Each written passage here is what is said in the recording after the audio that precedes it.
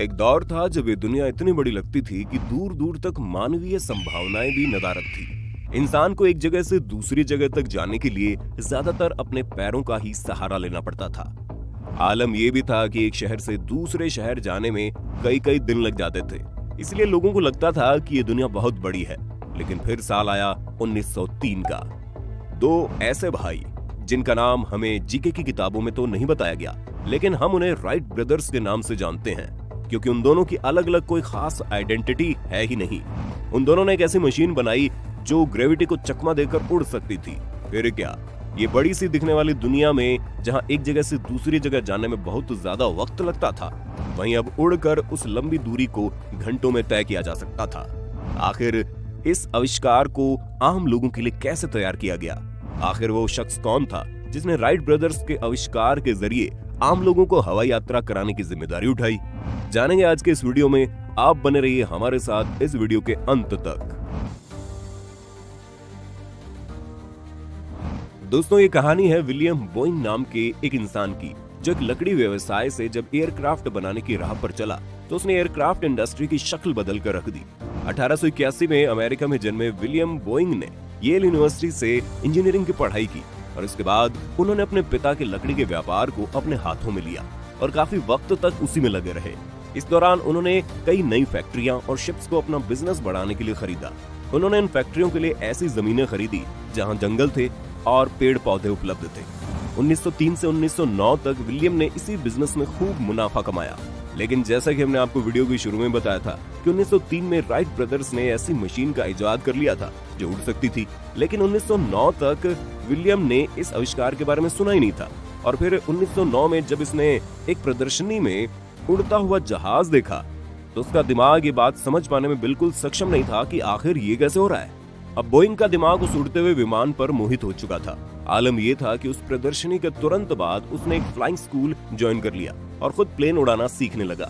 सीखने के बाद उसने एक विमान भी खरीद लिया, लेकिन चूंकि वो पायलट बिल्कुल नया नया बना था, इसलिए उसने अपनी पहली उड़ान में ही एयरक्राफ्ट को क्षति पहुंचा दी। अब इस एयरक्राफ्ट के कुछ पार्ट पूरी तरह खराब हो चुके थे और जब उसे रिपेयर करने की बात चली तो उसे पता लगा कि इसे रिपेयर करवाने में काफी समय लगने वाला था। ऐसे में उसने सोचा क्यों ना उसकी कंपनी खुद ही इस एयरक्राफ्ट के पार्ट्स बनाए और उसे मिलाकर नया एयरक्राफ्ट ही बना दिया जाए।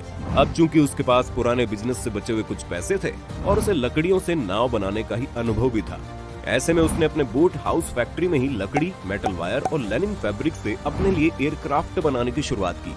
और फिर जून 1916 में उसने अपना पहला हवाई जहाज बना डाला, जिसका नाम था BNWC। इस विमान ने सबसे पहले 15 जून 1916 को उड़ान भरी थी। जहाज ने उड़ने के साथ एक सफल लैंडिंग भी की, जिस वजह उसके निर्माण को एक सफल प्रयास माना गया। इसके बाद से बोइंग ने खुद के एयरक्राफ्ट बनाने के लिए एक कारखाने की शुरुआत की। उसने एक मित्र के साथ मिलकर कंपनी शुरू की, जिसका नाम था पैसिफिक एरो प्रोडक्ट कंपनी। उस साल जून से नवंबर तक बोइंग ने अपनी कंपनी से 2 प्लेन बनाए, जिसे वो चाहता था कि मिलिट्री या नेवी को बेच दे। लेकिन उस समय उसके देश यानी यूएस नेवी ने इस नई कंपनी पर किसी भी तरह से भरोसा करने से मना कर दिया। लेकिन अब बोइंग को उन प्लेन के साथ कुछ तो करना ही था, क्योंकि जो लागत उन प्लेन्स को बनाने में लग गई थी, अगर वो वापस नहीं आई तो शायद वो दोबारा कभी प्लेन बनाने की सोच भी नहीं पाता। तभी कुछ दिनों में उसकी किस्मत ने पलटी मारी और उसके प्लेन्स को न्यूजीलैंड की एक फ्लाइंग स्कूल ने ट्रेनिंग के इस्तेमाल के लिए खरीद लिया। इस तरह से उसने अपना पहला इंटरनेशनल ट्रेड तो कर ही लिया था। अब कहानी में फिर एक और किरदार की एंट्री होती है, जिसका नाम था फर्स्ट वर्ल्ड वॉर। जब बोइंग ने देखा कि अमेरिका इस युद्ध में बड़े स्तर पर भाग ले रहा है तो उसे लग गया था कि अब तो इन्हें हमारे एयरक्राफ्ट की जरूरत पड़ेगी ही। इसलिए इसने 1917 में 2 नए मॉडल के एयरक्राफ्ट बनाए। उसने उन दोनों मॉडलों को यूएस नेवी के पास एक बार फिर से भेज दिया, क्योंकि नेवी को भी इस समय ऐसे एयरक्राफ्ट की जरूरत थी और साथ में उसे बोइंग का ये मॉडल काफी पसंद आया। इसलिए उन्होंने इन मॉडलों को युद्ध में इस्तेमाल करने के लिए रख लिया और उस युद्ध में बोइंग के मॉडल कारगर भी साबित रहे और इसका फायदा भी हुआ। लेकिन जब युद्ध खत्म हुआ तो बोइंग ने ये बात समझ ली थी कि अब उसे सिविलियंस के लिए एयरक्राफ्ट और प्लेन बनाने होंगे। लेकिन उसी दौरान सेना युद्ध में बचे हुए एयरक्राफ्ट को पब्लिक में बेच रही थी, जिस वजह से अलग से सिविलियन एयरक्राफ्ट और प्लेन की डिमांड देश में बिल्कुल खत्म हो गई थी, जिस वजह से बोइंग एरो कंपनी की हालत खराब हो गई थी और फिर उन्हें वापस से फर्नीचर और लकड़ी के बिजनेस पर जाना पड़ा। लेकिन बोइंग एरोप्लेन्स ने विमान में नए विकास का काम नहीं छोड़ा था। इसके बाद सन 1928 में बोइंग ने एक एरोप्लेन बनाया जिसका नाम था बोइंग 80। जो एक साथ 12 लोगों को लेकर उड़ने में सक्षम था। और 1930 आते आते ये कंपनी वापस से अपने ढर्रे पर आने लगती है और ऑल मेटल एरोप्लेन बनाने में दुनिया की सबसे बड़ी कंपनी खड़ी हो गई।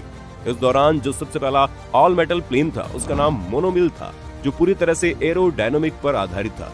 इस प्लेन में लैंडिंग गियर भी लगा दिया गया, जिस वजह से प्लेन सबकी नजर में आ गया और बहुत प्रशंसा बटोरने में सफल हुआ। इसके कुछ सालों बाद बोइंग ने एक और प्लेन बनाया, जो कि आज के मॉडर्न एरोप्लेन की शुरुआत कहा जा सकता है।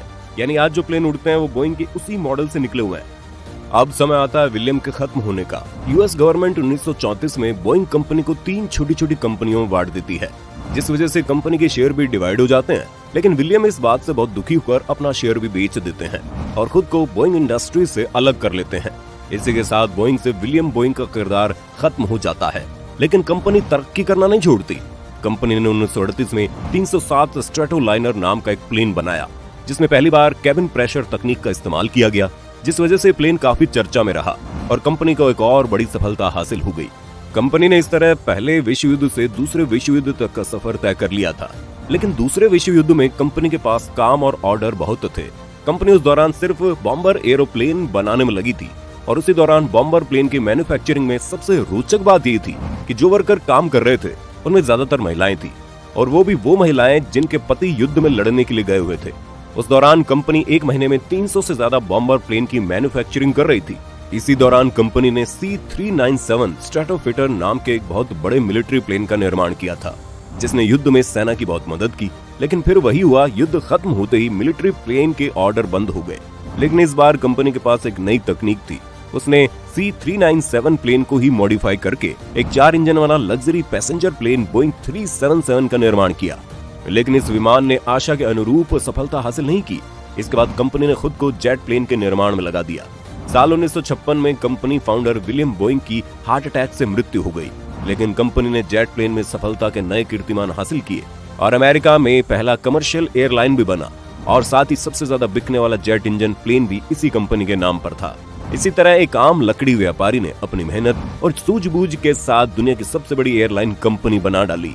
और आज बोइंग के विमानों के बारे में कौन नहीं जानता। तो दोस्तों, आपको बोइंग इंडस्ट्री की कहानी कैसी लगी हमें कमेंट करके बताना। अगर आज की ये वीडियो आपको पसंद आई हो तो इसे लाइक करने के साथ साथ अपने दोस्तों और रिश्तेदारों में शेयर करना।